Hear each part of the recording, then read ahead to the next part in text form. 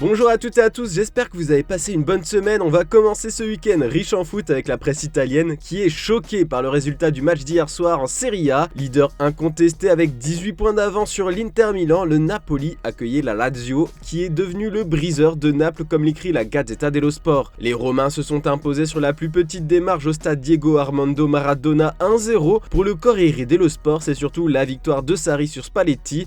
La Lazio met fin à une série de 8 victoires consécutives des Napolitains en Serie A, mais surtout c'est la première défaite de la saison à domicile pour les Partenopei. En tout cas, ces 3 points permettent aux Lazialais de devenir le nouveau dauphin de leur adversaire du soir à seulement 17 unités. Puis au Portugal, un homme fait les gros titres, c'est Gonçalo Ramos. Il faut dire que grâce à son doublé hier soir, le jeune attaquant international portugais permet au Benfica Lisbonne de remporter 3 nouveaux points précieux dans la course au titre de champion de Portugal en battant Famalicão sur sa pelouse de l'Estadio de la Luz 2-0. Ramos 99 titres record car il ne manque plus qu'un but et le Benfica aura dépassé la barre des 100 buts marqués cette saison. La fête devra donc attendre quelques jours de plus comme l'écrit Abola et Ojogo qui comptent sur le prodige adulé pour réaliser cette prouesse. Cela pourrait bien arriver mardi en Ligue des Champions. Le Benfica reçoit le Club Bruges en 8e de finale retour. Rappelons qu'au match aller en Belgique, les Aguillas s'étaient imposés 2-0. On va un peu lire nos chers journaux français maintenant. Ce matin, l'équipe met en avant l'affiche du jour PSG Nantes, même si on n'oublie pas le derby du Nord à 17h. Comme l'explique le quotidien, ce match est capital pour les Parisiens. À 4 jours d'affronter le Bayern Munich en Ligue des Champions, le leader du championnat doit confirmer sa belle prestation effectuée à Marseille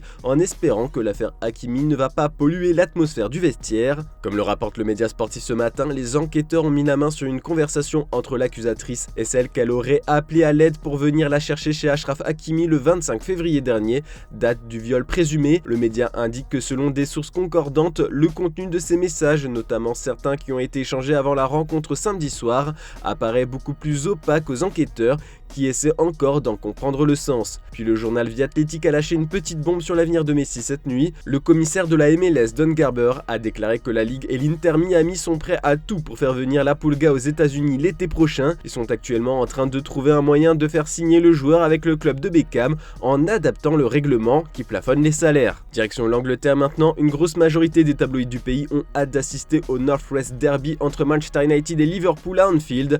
Une excitation partagée par Eric Tenard qui a déclaré en conférence de presse que ses joueurs savourent l'atmosphère hostile qui les attend chez les grands rivaux. Ce sera génial, ce sera hostile contre nous, mais nous aimons ça, a déclaré le coach néerlandais. Par contre, ce qu'il va sûrement moins aimer, c'est ce que nous rapporte le média Football Insider.